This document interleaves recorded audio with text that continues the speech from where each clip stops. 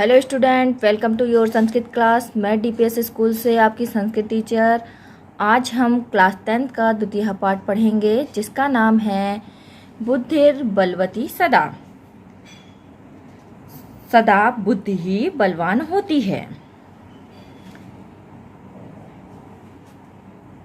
यह पाठ सुख सप्तती कथा संग्रह का संपादन करके लिया गया है।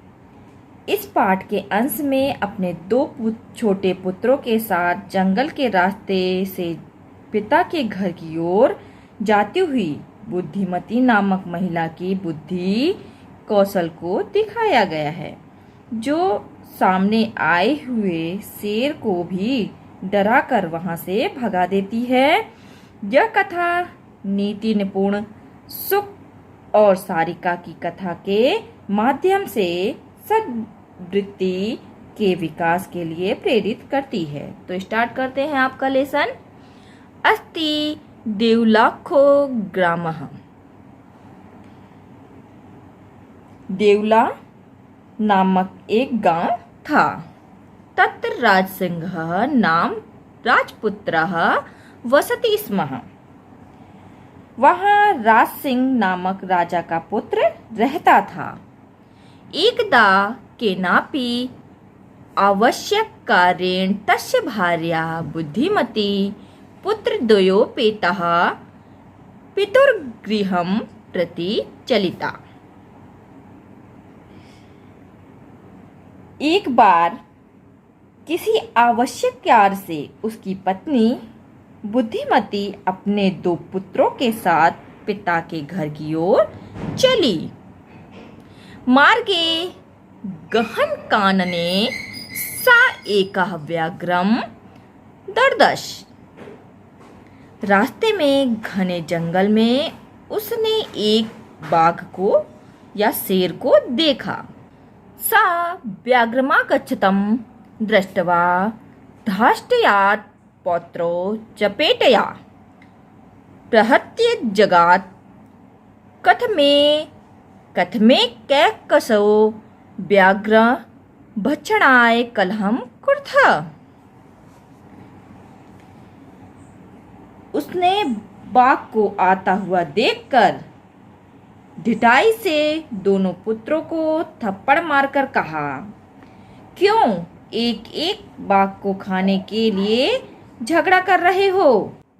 अयमेकस्ताव द्विभज्य भुजताम।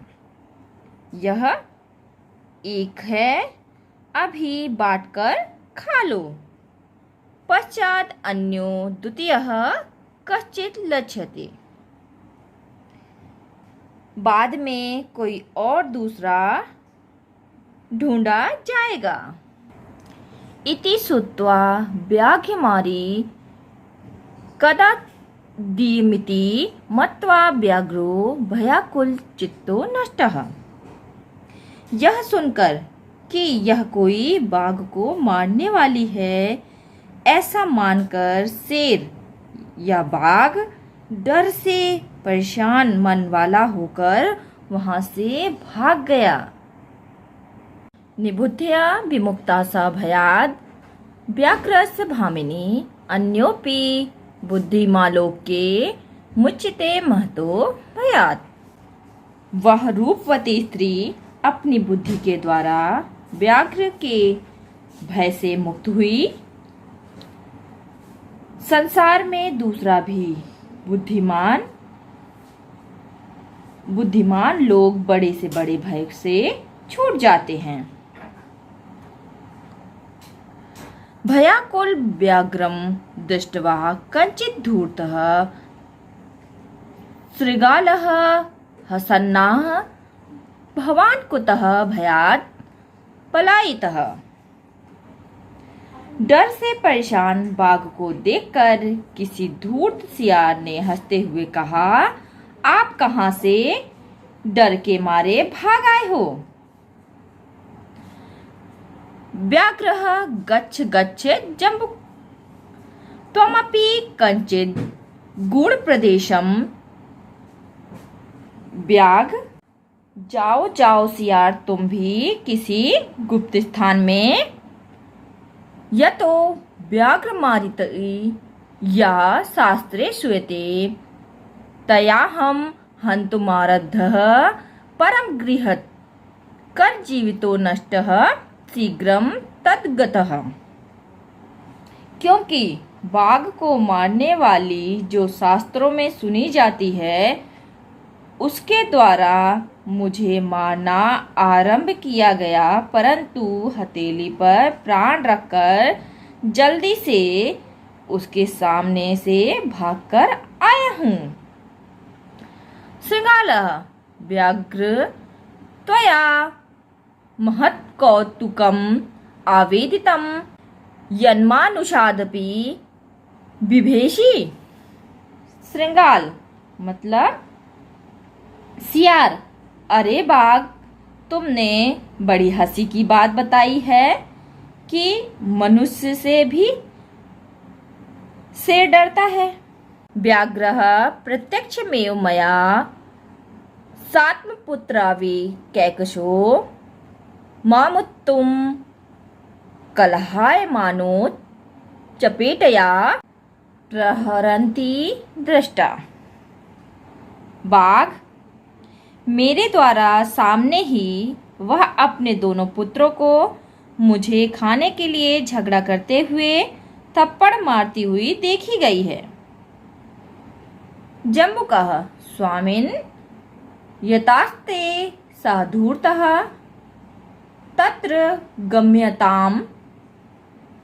जम्बुकः सियार, स्वामी, जहाँ वह धूर्ता है वहाँ जाओ। व्याघ्र तव पुनः तत्र गतस्य सः सम्मुख पृच्छते यदि तर्हि त्वया अहं हन्तव्यः इति। हे बाघ, तुम्हारे फिर से वहां जाने पर यदि वह सामने भी देखती है तो तुम मुझे मार सकते हो। व्याघ्रः श्रृंगाल यदि त्वं मां मुक्त्वा यासि तदा बेलाप्यबेला स्यात्। बाघ, सियार, यदि तुम मुझको छोड़कर जाओगे तो शर्त नहीं रहेगी। जम्बुकः यदि एव तर्हि मां निजगले बद्ध्वा चल सत्वरम। सियार, यदि ऐसा है तो मुझे अपने गले में बांधकर चलो जल्दी से। स व्याघ्रः तथा कृत्वा काननं ययो।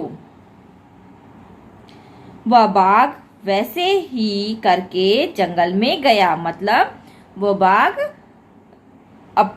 सियार को अपने गले में रस्सी बांधकर जंगल में गया। श्रृंगालेन सहितं पुनरायान्तं व्याघ्रं दूरात् दृष्ट्वा बुद्धिमती चिन्तितवती जम्बुक कृतोत्साहाद् व्याघ्रात् कथं मुच्यताम्। सियार के सहित फिर से शेर को या बाघ को दूर से ही आता देखकर बुद्धिमती ने सोचा, सियार के द्वारा उत्तेजित हुआ बाघ से कैसे छूटा जाए। परम प्रत्युत्पन्नमती सः जम्बुकम् आक्षिप्य अंगुल्या तर्जयन्त्युवाच, रे धूर्त, त्वया दत्तं मह्यं व्याघ्रतया पुरा। परंतु अति शीघ्र सोचने की बुद्धि वाली वह सियार को झिड़कती हुई उंगलियों से डांटती हुई बोली, अरे धूर्त, तुमने पहले मुझे 3 बाघ दिए थे। विश्वास्याद्य कमानीय कथम यासी वदाधुना। विश्वास दिलाकर आज एक लेकर कैसे जा रहे हो, ये अब बताओ। इत्युक्त्वा धाविता तूर्णम व्याघ्रमारी भयंकरः। ऐसा कहकर डरावनी व्याघ्रमारी शीघ्र दौड़ी। व्याघ्रोऽपि सहसा नष्टः गलबद्ध सिंघालकः। गले में बंधा हुआ सियार वाला बाघ भी अचानक भागा। एवं क्रमेण बुद्धिमती व्याघ्रजात भयात् पुनरपि मुक्ता अभवत्। इस प्रकार से बुद्धिमती बाघ से उत्पन्न डर से फिर से मुक्त हो गई। अतएव उच्यते बुद्धिर्बलवती तन्वी सर्वकार्येषु सर्वदा। इसलिए ही कहा जाता है, हे सुकुमार स्त्री, हमेशा सभी कार्यों में बुद्धि ही बलवान होती है। तो स्टूडेंट, आपका लेसन समाप्त हुआ। अगली वीडियो में इसी लेसन के क्वेश्चन आंसर के साथ मिलेंगे। धन्यवाद।